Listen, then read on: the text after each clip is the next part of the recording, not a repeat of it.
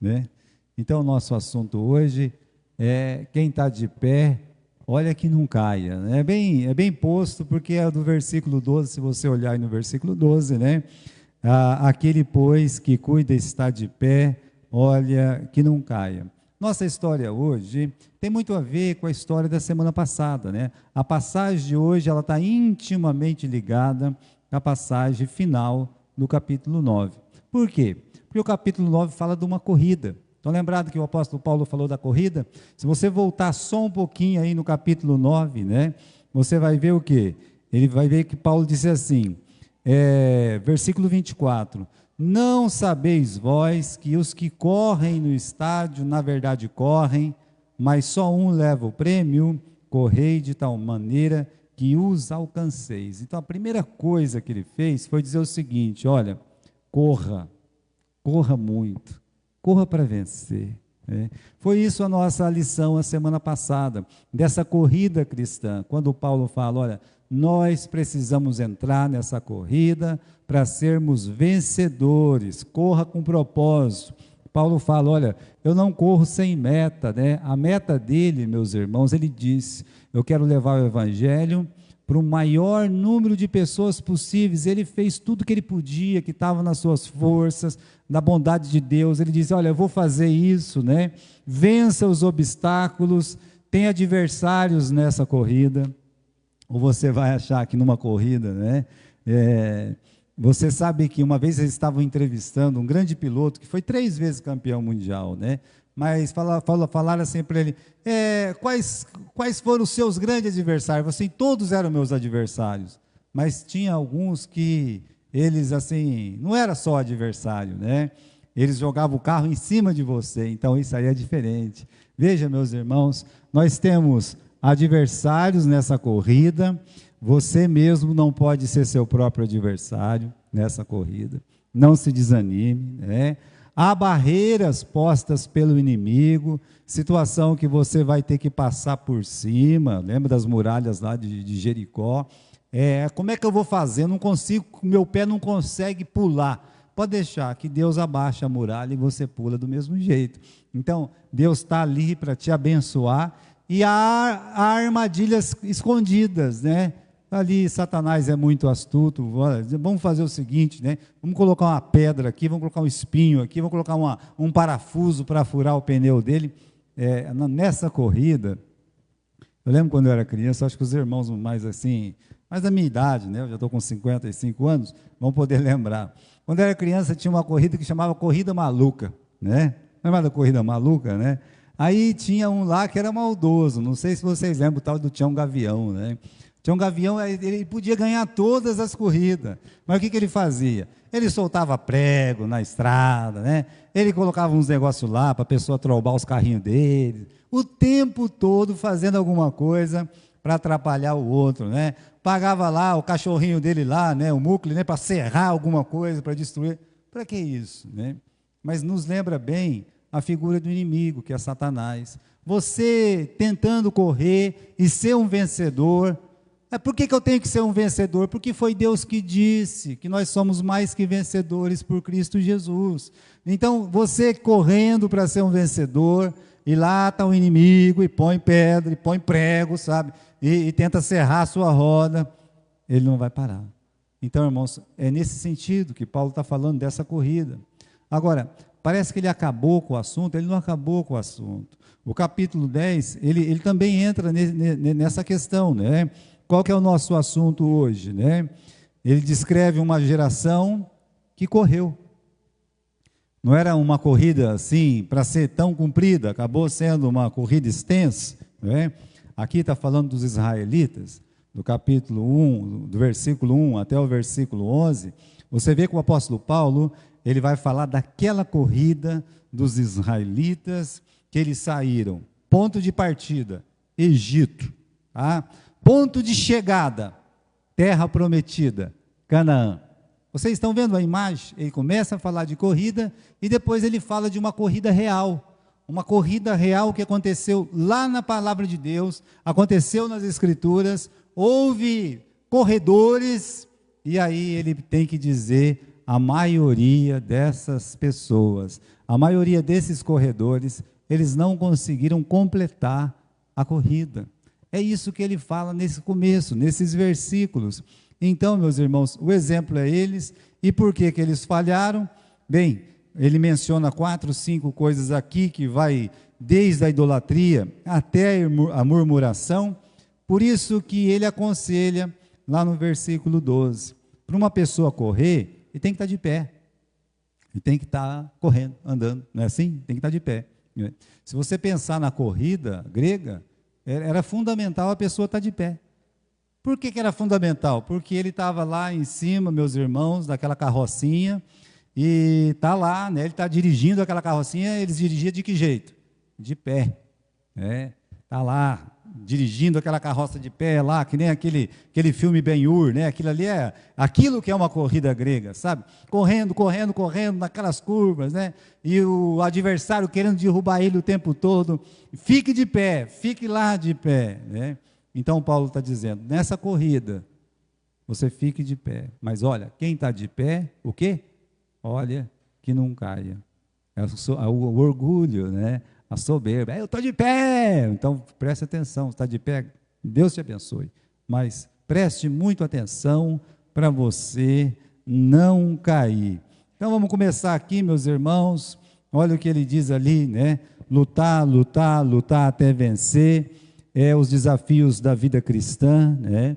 Eu vejo assim, né? Existem vencedores numa corrida cristã, que você, assim, nós, na nossa geração, quando a gente pensa em corrida, a gente pensa mais em corrida de Fórmula 1, né? Que é uma coisa comum que você pode ver. Nós tivemos o tempo do Piquet, que é um dos mais velhos, temos o tempo do Senna, que é mais recente, mas já faz muitos anos também. Então, a nossa geração quase que não entende isso.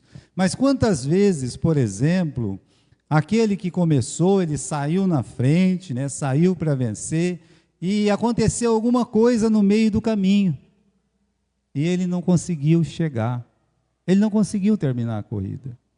E aí um outro vai lá, né? Ele começa muito mal, tropeçando, tal, vai lá, e acontece até alguma coisa na largada, mas ele se recupera, ele acaba vencendo no final.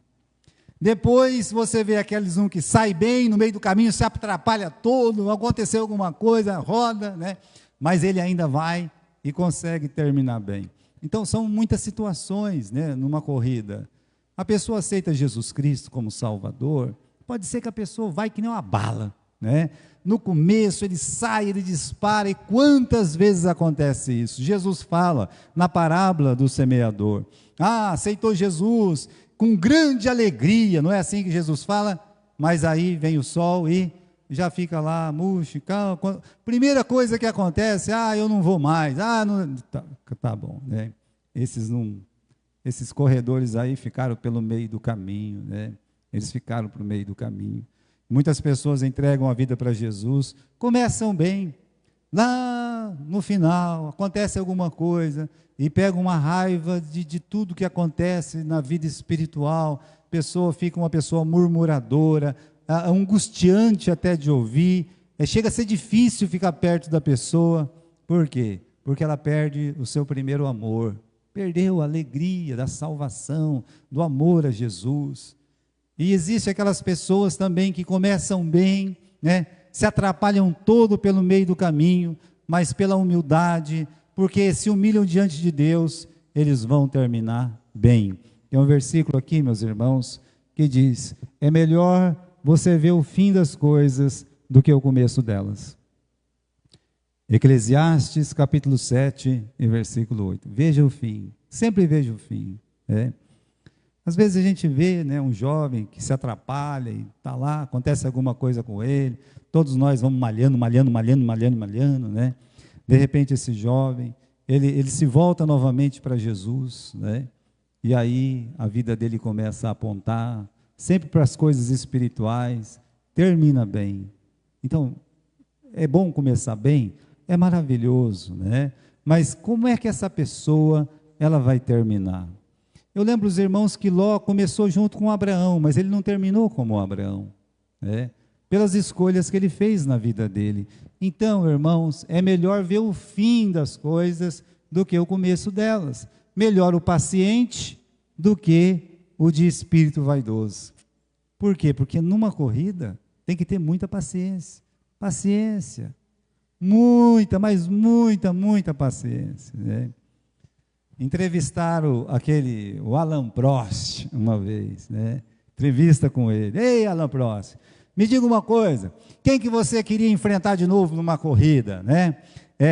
Quem que era o Ayrton Senna ou o Nelson Piquet? Ele olhou, parou um pouco e disse, se você está falando de uma corrida só, ele falou assim, não sei, é num campeonato, numa corrida, não, é uma corrida só que você está perguntando?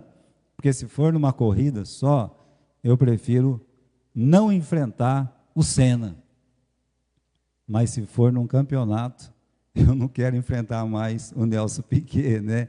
Por quê? Porque meus irmãos, corria com a cabeça. Ele não corria para ganhar, ele corria para ser campeão, né?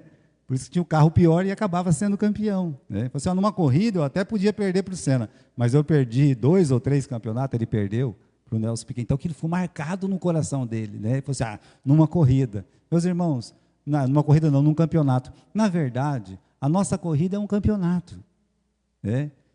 É melhor você ver o quê? Você vê o fim das coisas. Vamos ver essa pessoa, vamos ter paciência com ela, vamos esperar, né? Não vamos condenar, calma lá, né? Vamos ver o que vai acontecer. Às vezes a igreja não tem essa paciência, né? Então, meus irmãos, uma luta, né? Tem muitos rounds, versículo 12, aquele que está de pé, olha que não caia, né? Às vezes a pessoa leva uma pancada aqui, leva uma pancada ali, quase que tomba, mas ele se levanta e ele vence a luta, a batalha. A gente já vê muitas vezes isso acontecer. Por isso, né, esse outro versículo aqui, o justo cairá 7 vezes, mas ele se levanta. Provérbios 24, versículo 16. É uma longa corrida que nós temos que correr. Nunca esqueça disso. Agora vejamos aqui. Nós fomos criados para quê? Capítulo 10, versículo 1 até o versículo 4. Ora, irmãos, eu não quero que vocês sejam ignorantes a respeito dos nossos pais. Todos estiveram debaixo da nuvem, todos passaram pelo mar, todos foram batizados em Moisés, na nuvem, no mar, todos comeram da mesma comida espiritual, todos beberam de uma mesma bebida espiritual, porque bebiam da pedra espiritual que os seguia, e essa pedra era Cristo. Em todo momento, ele repete, todos eles, né? Então, todos o quê? Versículo 1, todos estiveram debaixo da nuvem, ou seja, a nuvem era o próprio Deus, guiando eles, a presença, a glória de Deus. Todos passaram pelo mar, Deus fez eles atravessar o maior dos obstáculos, né? Que era aquele mar, né? Todos beberam da mesma bebida, da rocha, que era Cristo, comeram do mesmo maná, né? Todos. Ou seja, o que Deus fez para Deus fez para quem? Deus fez para todos. Não foi diferente. Deus não fez diferente para Moisés do que ele fez, por exemplo, para Coré, Datã e Abirão. O que Deus fez para Deus fez para o outro. O Coré tinha que todo dia pegar maná. O Moisés também. O Moisés, ele não era melhor do que ninguém. Tem que ir lá com o copinho, lá na pedra pegar água. Tanto um quanto o outro. É para um e é para o outro. Então, Deus, o que ele fez para ele fez para todos. Não existe um privilégio ali para não, meus irmãos. Então, vamos pensar no Israel do Egito, né? Aqui, criados para ser o quê? Vencedores. Deus libertou todos. Como disse o Moisés para o faraó, todos têm que ir. Aqui no Egito não vai ficar nenhuma unha, não vai ficar nada aqui. Vai os homens, vai as mulheres, vai as crianças, vai os animais, vai os servos, vai as servas, todos vão. Ele diz, vai ficar uma unha aqui, nós não vamos deixar nada aqui, né? Ou seja, todos eles foram tirados, libertados por Deus. Aí, meus irmãos, Deus capacitou. Como eu disse, não houve um grupo privilegiado que recebeu mais coisa que outro. Não, meus irmãos. Todos eles, olha, se um atravessou o mar, todos atravessaram o mar. A bênção para um foi a bênção para o outro, né? Quando Deus foi lá e fez brotar o maná no orvalho, na casa do Moisés brotou, na casa do mais ínfimo dos israelitas brotou também, ou seja, era só abrir a porta e pegar o maná, sem problema. Ou seja, Deus abençoou com pão, Deus abençoou com casa, com libertação, Deus capacitou eles para ser o quê? Foram criados para serem vencedores. A mesma coisa é o crente ele não foi criado para perder, ele foi criado para ser um vencedor, ele não foi criado, meus irmãos, para perder. Por isso Deus espera uma vitória na sua corrida espiritual, Deus espera que ele seja um vencedor. Paulo fala isso, né? Seja aqui na corrida, seja em outros textos, ele sempre nos lembra isso aí. Então, meus irmãos, assim como os israelitas, nós fomos criados para sermos vencedores. Agora, olha o versículo 5, aí tem a tristeza, não é verdade? Por quê? Porque Deus, ele não se agradou da maior parte deles. Deus não se agradou. Por que que Deus não se agradou? É porque eles não se agradaram de Deus. É por isso, né? Não se agradou, é verdade, né? Nota aqui que existe a palavra maioria, até eu coloquei em letra maiúscula lá. Deus não se agradou da maioria, tá certo? Se mais de 600 mil homens começaram a corrida, mais de 600 mil deveria terminar, correto? Começou 600 mil, tal, tá? Acontece que esses 600 mil que começaram, a maioria deles, com exceção de quem? De Josué e de Caleb, com exceção de 2 almas, essa grande maioria, né, elas não conseguiram terminar a corrida. Todos os demais sucumbiram. Olha o que está escrito no final do versículo 5. Por isso ficaram prostrados no deserto. É uma passagem aqui, meus irmãos, que nos faz lembrar que eles tinham uma jornada para percorrer. De fato, né, muito calor, muito sol, muita gente num lugar só, é uma vida precária, a comida era a mesma todo dia, realmente a água não tinha naquela abastança toda, mas tinha água para eles beber, ou seja, era uma vida de provação, como a nossa vida aqui é uma vida de provação. Eles teriam que enfrentar a serpente, eles teriam que enfrentar, meus irmãos, os escorpiões, eles teriam que enfrentar o calor, mas mais do que isso, né, eles teriam que ter o desejo de vencer. Veja, o desejo de vencer. Deus não se agradou da maioria, mas por que não se agradou? Mas eu pergunto, eles se agradaram de Deus? Não, meus irmãos, eles não se agradaram. Então a derrota já estava ali, sabe? Assim que eles atravessam o Mar Vermelho, que tem a primeira dificuldade, já começa a reclamar, reclamar e reclamar. Sabe, às vezes uma empresa, ela contrata uma pessoa, a pessoa começa a trabalhar, ela do começo ao fim é só reclamação. Reclama que o horário não está bom, mas você não assinou o papel lá que você ia entrar 8 horas da manhã? Né? Não está bom, né? Aí começa a reclamar do salário, mas você não assinou um papel ali que você ia receber tanto, né? E começa, e o tempo todo, e reclama, não tem ar-condicionado na sala, porque a água aqui do bebedouro não é filtrada, calma lá, né? Gente, essa pessoa não vai ser um vencedor naquele trabalho. A mesma coisa, meus irmãos, quando nós estamos trabalhando para Deus, é a mesma situação, né? As nossas condições, os nossos companheiros de trabalho, que são os irmãos da igreja. Você tem a paz, a nossa paz vem de uma pessoa, não vem de uma circunstância. A nossa paz, a nossa alegria se chama Jesus, não é circunstancial, é de uma pessoa que é Jesus. E é como a nossa igreja, de fato, nesse horário, é muito difícil fazer uma escola dominical para adultos, por causa do calor. Eu entendo vocês, né? Quem sabe um dia a gente consegue melhorar isso. Porém, meus irmãos, quando você olha, por exemplo, se a gente olhar nossas igrejas, igrejas batistas que estão na África ou em outros lugares, eles nem templo têm. Quando eu fui escrever aquele livro da história dos batistas no Noroeste Paulista, eu tive uma experiência maravilhosa, né? Eu ia nas igrejas, eu pegava o livro de ata deles, livro ata de 1912, como tem lá na igreja de Alto Alegre, livro de ata de 1915, como tinha lá, né, na igreja de Penápolis. Então eles tinham os livros atas ainda, né? E eu comecei a perceber uma coisa. Que coisa?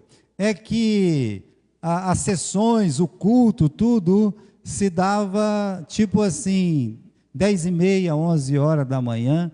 Eu falei, mas esse pessoal não fazia culto de noite, né? Aí, puxa vida, né? No meio daquela cidade, que nem tinha cidade ainda, as igrejas estavam tudo na fazenda ainda naquele tempo. Vocês acham mesmo que tinha o quê? Eletricidade? Não tinha eletricidade, né? Então eu fiquei pensando, então eles já faziam o culto nesse horário, né? Por quê? Porque não tinha energia de noite, então o culto estava certo, era isso mesmo que tinha que fazer, né? Então olhava lá, sabe? E uma coisa maravilhosa quando você vai estudando a história deles, porque é uma história sacrificial. Num tempo, meus irmãos, que eles eram desprovidos de tudo. E nós estamos providos de tudo. Não sei, né, mas aqui nós temos o hábito de reclamar muito mais do que eles que não tiveram nada. Olha, um vencedor é aquele que olha sempre para frente, né? Nunca esqueça disso, tá? Ele sempre vai olhar para frente. Então, fomos criados para sermos vencedores. E aqui, meus irmãos, o efeito do deserto na vida deles. Eles não iam ficar o tempo todo lá, como também nós não vamos ficar aqui, né? Lugar que seriam provados. Eu acho que um crente que não é provado, nem crente ele não pode dizer que ele é um crente, se ele não é provado. Vai ter problema com ele próprio. Por que com ele próprio? Porque tem dia que ele está bom, tem dia que ele não está bom. Todas as pessoas são assim, né? Vai ter problema, um dia que ele não vai estar com a saúde boa, vai ter o dia que ele vai estar mais nervoso, né?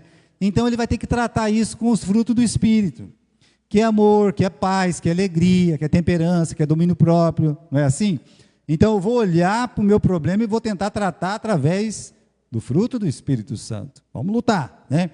Tem problema na família, todos têm, não existe família que não tem problema. Um dia é um filho que vai estar doente, outro dia é um filho que vai estar dando algum problema, outro dia, é assim, não vai mudar. A minha família é melhor que a sua. Olha o que está escrito no versículo 12, presta atenção.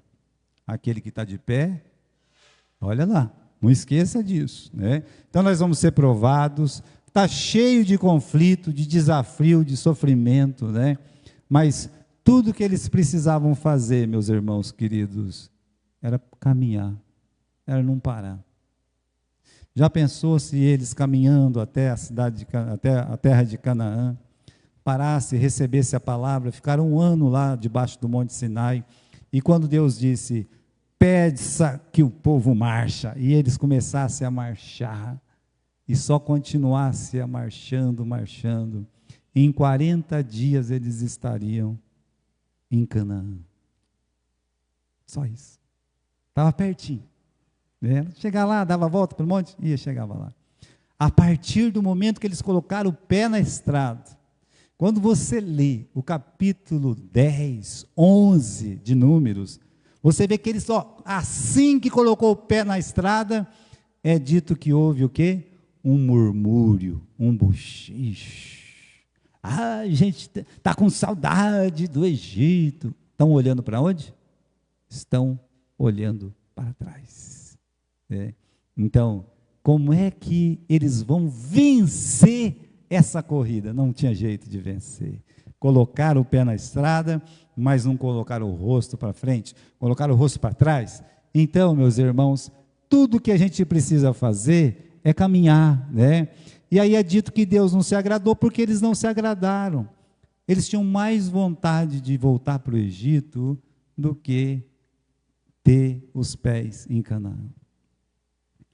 Então, isso explica muitas vezes as pessoas não se agradar da casa de Deus. Eles não conseguem se agradar. Por quê? Porque, na verdade, o coração deles, a vida deles, não está aqui. Ou às vezes não está nem no Senhor, sabe? Está no mundo, ou nas coisas do mundo. Então, qualquer coisa vai ser motivo, sabe, mesmo como aconteceu com os israelitas, chega ao cúmulo do absurdo. Nós estamos com saudade da panela cheia de carne. Que panela cheia de carne? Quando é que teve panela cheia de carne no Egito? O que tinha lá eram pessoas passando fome, isso é que é verdade. Eles não tinham nem, meus irmãos, nem a palha eles tinham para fazer os tijolos. Mas eles diziam que a panela estava cheia. De fato, meus irmãos, que mesmo dentro da igreja, a gente tem uma ilusão de que lá fora é melhor. Então, por que eu vou correr a corrida cristã? Lá fora não é melhor. Caminhe, continue, vá em frente, siga, vá lá. Você pode, você vai. O Canaã é melhor, coloque na sua cabeça que Canaã é bem melhor. O que Deus prometeu para vocês é Canaã. Se Deus já tirou do Egito, é porque não prestava mesmo. Então, vamos para os motivos do desagrado de Deus. No versículo 6, versículo 6, que eles ficaram prostrados no deserto, até o versículo 10. Então, vamos lá.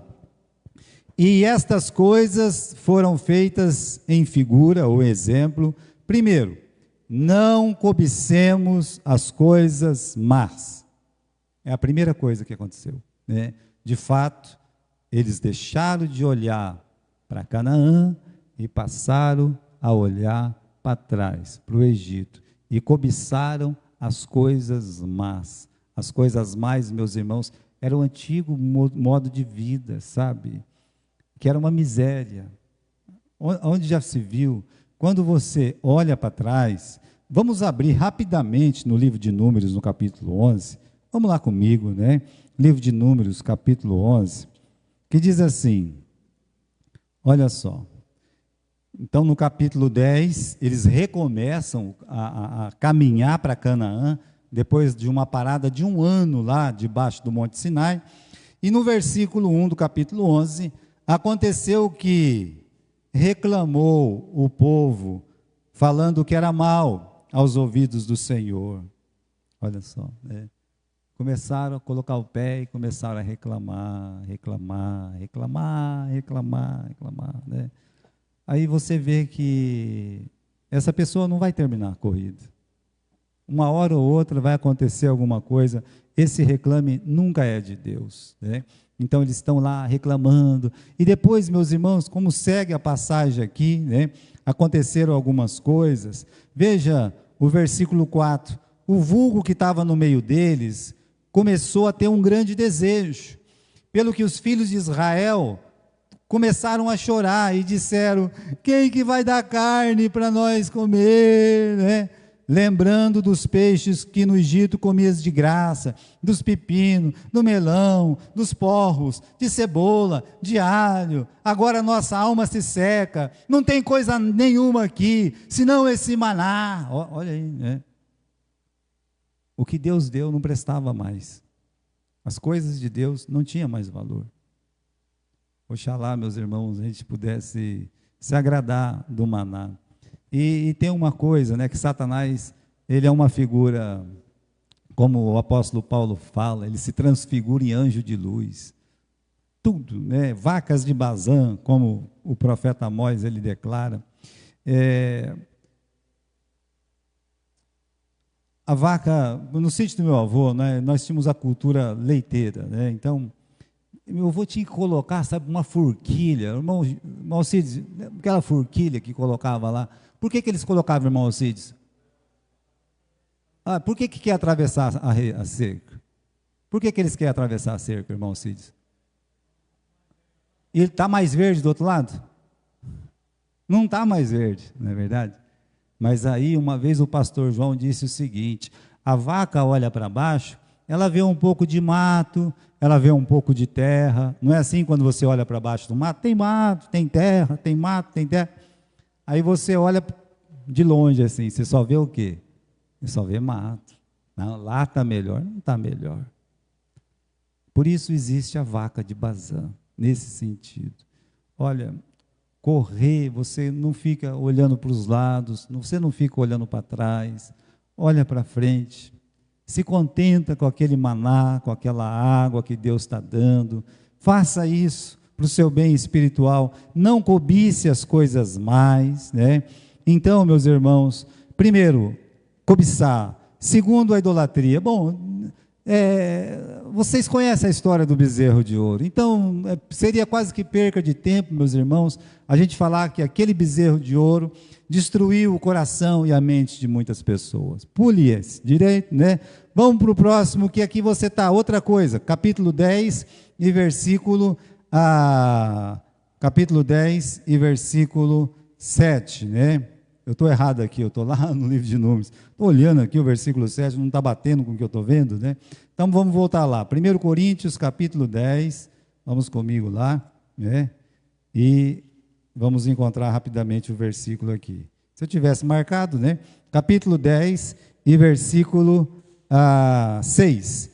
Estas coisas foram feitas em figura, para que não cobicemos as coisas mais, né? Versículo 7, não vos façais idólatras, como alguns deles, conforme está escrito, o povo assentou para comer, para beber, levantou-se para folgar, se esqueceram completamente de Deus. Terceiro, não forniquemos, como alguns deles fornicaram, e caíram num só dia 23 mil. Bem, esse caso, irmãos, já pula lá para o livro de Números, né? Lá quase que terminando o livro de Números. Por quê? Porque quantas vitórias já tinha sido feita? Já tinham conquistado ali praticamente toda a parte ocidental ali, né? Oriental. Então, toda Bazã, toda Gileade, tudo aquilo já tinha sido conquistado. E o Balaão, depois de um fracasso, disse, olha, você quer acabar com eles? Quero. Então, você convida as moças deles lá, de vocês, né? E depois pega elas e leva lá e faz uma festança, chama eles para essa festança. Pronto, nós vamos destruir eles completamente. E não aconteceu isso mesmo. Então, irmãos, aquela distração momentânea, vamos para lá. Agora, tem uma liderança ali, né, da tribo de Ruben, né, que só com uma seta mesmo, aquela maldição podia ser tirada, para a gente ver que naquele dia, 23 mil pessoas morreram. Então, olha lá, né, nós temos a cobiça, nós temos a idolatria, nós temos a imoralidade, e eles também colocaram Deus à prova. Até o Moisés, irmãos, ele, puxa vida, esse foi o problema dele, né? Eles chegavam num ponto de dizer assim, será que Deus está conosco? Ou Deus não está conosco? Calma lá, você não viu os milagres lá? Eu vi, eu vi. Você não atravessou o Mar Vermelho? Atravessei. Mas isso não é pergunta que se faz? Quantas vezes, irmãos, é só acontecer uma coisa meio assim com a gente? Será que Deus está vendo? Será que Deus está vendo o que fulano fez para mim? Será que fulano está vendo o que fulano está fazendo? Será que fulano... Deus está vendo tudo, inclusive aquilo que você faz para os outros, né? Então Deus está vendo, Ele tem paciência, Ele é amoroso. Olha lá, né? O último, que é a murmuração, ele fala isso no versículo 9, né?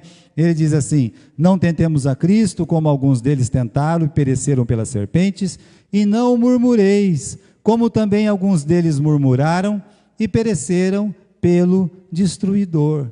Aí eu faço uma pergunta aqui, né? Qual das 5 matou mais? Não tem nem pecado maior e nem pecado menor, mas tem o quê? Tem pecado localizado, como do bezerro, como essa festa das midianitas, pecados localizados, né? Matou muita gente, mas teve um pecado que do começo ao fim não parou de matar israelitas e desanimar as pessoas. A murmuração. Do dia que eles pisaram para fora lá na terra do Egito, até o dia que caiu o último homem e se transformou de mais um cadáver no deserto. Em todo esse tempo, o maior problema foi a murmuração. Nós tivemos uma reunião de professores aqui na segunda-feira, não é? Foi segunda, nessa ou na passada? Nem me lembro mais, né? Mas uma coisa que eu disse foi o seguinte: não tem casa que subsiste se ela estiver o quê? Se ela estiver dividida. Uma igreja dividida, ela não fica de pé. Se uma casa não fica de pé, que dirá, meus irmãos, uma igreja? Se uma casa onde tem o pai, que tem a mãe, que tem os filhos, que eles se veem todo dia, que comem na mesma mesa, se essa casa estiver dividida, ela não fica de pé. Mas uma igreja, da mesma forma, ela não fica de pé. E não tem uma coisa que destrói mais a igreja que murmuração. Você quer destruir a sua igreja? Fale mal da sua igreja na sua casa. Fale mal. Seus filhos vão crescer ouvindo você falar mal da sua igreja na sua casa. Comece a falar mal de um irmão da igreja na sua casa. Seus filhos vão ouvir da mesma forma. Comece a falar mal das lideranças que tem na igreja na sua casa, do pastor da igreja na sua casa. Sabe o que vai acontecer? Você já dividiu a sua casa. A próxima casa a ser dividida será a casa do Senhor. Por isso Deus não brinca com essas coisas. Não brinca. Nenhuma casa, nenhuma igreja, ela subsiste se ela estiver dividida ali, sabe? E o que mais divide uma igreja é murmuração. É por isso que a gente fala o seguinte, né? Quando uma pessoa sai da igreja, ela nunca sai sozinha. Por quê? Porque ela vai falar bem ou mal da igreja.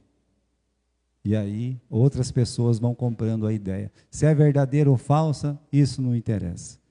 Já se semeou um mal.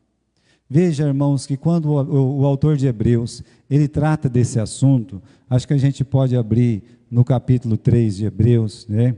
Vamos dar uma olhadinha lá, no livro de Hebreus, capítulo 3, né? Deixa eu marcar aqui, que eu não estou marcando, depois fica ruim de achar nessa Bíblia, que é meio nova. Hebreus, capítulo 3, dá uma olhadinha aqui. Praticamente é a mesma história, né? Ele vai dizer aqui, né? Capítulo 3 do livro de Hebreus, né?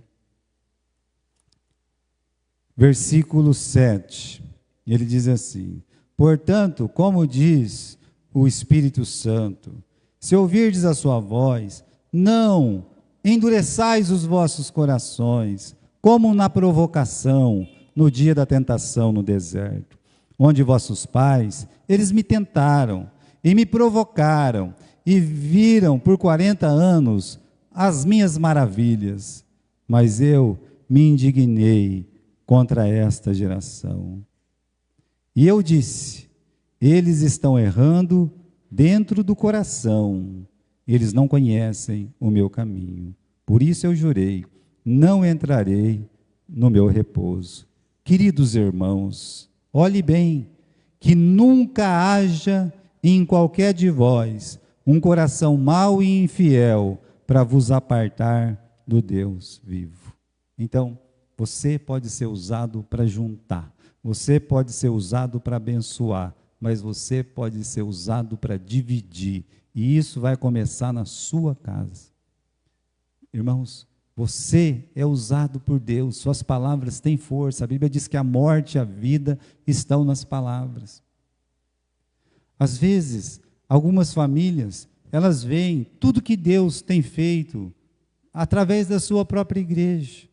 Mas quantas vezes elas chegam e falam assim: meus filhos, vamos sentar aqui, olha só, vocês acham que uma igreja que tem 50, 60 pessoas como a nossa, pode fazer essas coisas que ela está fazendo? Pensa bem. Aí as próprias crianças vão dizer: eu acho que não. Se não pode, a gente faz. Isso é chamado do quê? Um milagre, pai. Um milagre, mãe. É verdade. Então, se é um milagre, meus filhos, hoje nós vamos agradecer a Deus pelo que Ele tem feito pela nossa igreja. Aí você vai ensinar para os seus filhos o amor pela casa do Senhor. Faz eles acreditar que Canaã é melhor do que o Egito. É isso que precisa. Os corações não ficam divididos, eles começam a se somar. De repente o pai e a mãe tomba, puf, morre, falece. Sabe quem vai continuar o trabalho da casa do Senhor? Aqueles que você fez com que amasse essa obra, com que se pudesse perecer nessa obra. Mas vamos ver, meu pai tombou aqui, minha mãe tombou aqui, né? Então, aqui está. Veja como é importante você poder fazer com que não haja uma divisão. E isso pode ser plantado dentro de casa e trazer para dentro da igreja. Ou pode ter dentro da igreja. Dentro da igreja, meus irmãos, existem muitas coisas que acontecem. Você vai ver gente problemática, você vai ver gente irada, você vai ver gente preguiçosa, você vai ver de tudo. Você vê no seu trabalho e você não fala nada. Por quê? Porque você tem que trabalhar, você tem que ganhar dinheiro. Você vê na igreja, são seus irmãos, o que você tem que fazer? Você tem que orar. Mas o que a gente faz? E começa numa crítica, começa numa reclamação. Lembre-se, as pessoas estão ouvindo. Eles estão ouvindo. Jesus teve uma igreja igual a nossa. Um era ladrão, o outro era briguento, está vendo? O outro era quase que um assassino querendo matar todos os samaritanos. Então, ele tinha os problemas da igreja dele, mas ele amou. A Bíblia diz, e tendo amado os seus, os amou até o fim. Use a sua casa, use o seu assento na igreja para glorificar o Senhor. E Deus promete te abençoar. Ele faz isso na sua vida. Ele promete fazer isso na sua vida. Então, aqui, estas coisas, se tornaram para exemplo. Vamos voltar lá no livro de 1 Coríntios, capítulo 10, Se no versículo 10 está escrito, não murmureis, é porque realmente, meus irmãos, esse pecado foi o pecado que mais ceifou vidas no deserto. O pecado da imoralidade matou 24 mil pessoas, é verdade. 24 mil pessoas, Lá no bezerro matou mais não sei quantas mil, é verdade, mas foi 1.000, Não foi centenas de milhares. O que matou centenas de milhares, Deus disse o que foi. O que foi? Murmuração. Que é realmente, que começa a divisão no nosso coração e vai terminar a bater lá na casa do Senhor. Uma igreja pode ser pequena do jeito que for, pequena, se eles estiverem unidos. Vai vir cantar aqui, a pessoa vai vir cantar aqui, você não vem cantar, jamais reclame de quem está vindo cantar. Jamais. Por quê? Porque você não sabe o que ele teve que fazer durante a semana para ele poder vir cantar aqui na frente. Às vezes o irmão, olha, tem pessoa que está lá sofrendo, você pega uma irmã Nilda, por exemplo, ela sofre com o marido dela, porque ele está doente. Mas quando chega de domingo, que ela está na igreja, o que ela faz? Onde que ela está? Ela está cantando aqui. Aí, não gostei dessa música. Você não gostou dessa música? Ela está xingando você? Não, Ela está te ofendendo de alguma forma? Não, é que eu não gosto do jeito. Você não gosta do jeito. Então, sabe o que você faz? Quando eles terminarem de cantar, você pega a sua música, vai lá e canta. Ninguém vai te impedir. Agradeça a Deus que as pessoas estão fazendo. É isso que muda. É nossa atitude de não reclamar. Por que eles pereceram no deserto? Murmuração. Quer dizer, ficavam reclamando o tempo todo. Como é que eles vão terminar a corrida? Não terminaram a corrida. Esses aí não terminaram a corrida. Diz que Deus não se agradou da maioria deles. Veja que no versículo 6, diz assim, estas coisas foram feitas em figura. E lá no versículo 11, todas essas coisas sobrevieram como figuras. Presta atenção. Aqui, essa minha tradução, está escrito figura. Mas eu acredito que algumas traduções, no versículo 6, no versículo 11, não está escrito figura. Está escrito o quê? Exemplo. O exemplo. Isso aí, meus, vamos olhar para trás. Vamos olhar para quem conseguiu terminar a corrida e vamos copiar. Vamos olhar para quem não terminou a corrida e vamos olhar e dizer assim, meu Deus, eu quero terminar a corrida, Senhor, eu não quero ficar no meio do caminho, eu não quero, Então, todas as histórias do Velho Testamento são exemplo de vitória, de José e Daniel, são de exemplo de vitória, de derrota. Sansão é um exemplo de derrota, não tem jeito de falar que ele não é, Perdeu os olhos, moeu o moinho da amargura. O exemplo de restauração, Judá, ele realmente, meus irmãos, quando ele nasce com a mãe falando tão bem dele, né? Depois ele vai lá, vende o irmão, é a ideia dele de vender o irmão, mas depois é ele que vai buscar o irmão, é ele que lidera a família, sabe? Então ele tem um exemplo de restauração. Israel no deserto é um exemplo de advertência. Se Josué e Caleb chegou, eu vou copiar Josué e Caleb. E os outros lá, mais de 600 mil que não terminaram. É meu exemplo também, eu vou fazer diferente deles, né? Eu vou tentar evitar todas essas coisas que Deus mencionou aqui. Vou tentar evitar, né, que a idolatria, a imoralidade, vou tentar evitar ficar reclamando, né, a murmuração, vou tentar evitar tudo isso. Por quê? Porque eu quero terminar a corrida. Eu quero vencer, eu quero ser um vencedor. Quero terminar, meus irmãos, dizendo isso, né? Quem pensa que está de pé, olha que não caia, né? Os israelitas são esse exemplo, como eu acabei de dizer, né? Mas nós também podemos dizer a mesma coisa. Nunca esqueça, né? A Bíblia diz no livro de Provérbios, o orgulho, ele vai na frente do quê? Da queda, né? Mas não só o orgulho derruba, mas a incontinência derruba, a murmuração derruba, a idolatria de si mesmo derruba. Então, nunca esqueça disso, né? Você pode pegar isso aí. Nós temos 3 caminhos a seguir. Não cair, né? É uma corrida. Se você medita estas coisas, ocupa-te nelas, né, para que o teu aproveitamento seja manifesto a todos. Um conselho de Paulo para Timóteo: meu filho, medita na palavra de Deus, se ocupa com a palavra de Deus. Esse aproveitamento espiritual vai ser uma bênção para todos os irmãos da igreja. Você vai ser um vencedor. Se cair, levante-se. É o que diz o livro de Hebreus. Levanta esse joelho, está aí cansado, essa mão cansada, né? O conselho do autor de Hebreus. Levanta, vamos lá no capítulo 12 de Hebreus, né? Vamos ver esse versículo aqui, capítulo 12 e versículo 12 também. Hebreus, capítulo 12, versículo 12. Volte a levantar as mãos cansadas, o joelho está desconjuntado, faz veredas corretas para os vossos pés, o que está mancando, não se desvie inteiramente, mas que seja curado. Tão lindo isso, né?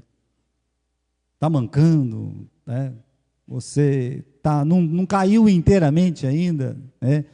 Que seja curado, é o desejo de Deus, né? E aí, meus irmãos, infelizmente, sempre haverá aqueles que, se caírem, eles vão ficar mais rebeldes ainda, sabe? Se cair, não levanta, ainda fica tentando desviar todo mundo do caminho, algumas pessoas. Você vê, hoje a gente estava falando com os jovens aqui na igreja, e o nosso tema foi, né, me diga com quem andas. E embaixo, me diga com quem andas, e eu digo quem você é.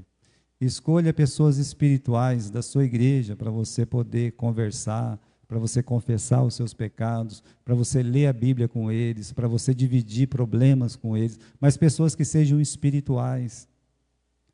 Agora, que vantagem você vai ter de contar todos os problemas para quem não pode ajudar, para quem vai se escandalizar? Que vantagem que vai ter isso? Você estará dividindo a sua casa, a sua vida e a sua família. Então, quem está de pé, diz o apóstolo Paulo, cuidado para não cair. Cuidado quando você vê uma pessoa caída lá, fala, cuidado, tente levantar ele, porque você pode cair também. Cuidado. Então, isso deve ser para nós, meus irmãos, uma grande lição, como o próprio versículo 6 e o 11 diz, exemplo para nós. Israel começou a corrida, a maioria deles, e não terminou. Então, essa história, na verdade, é a continuação do capítulo 9.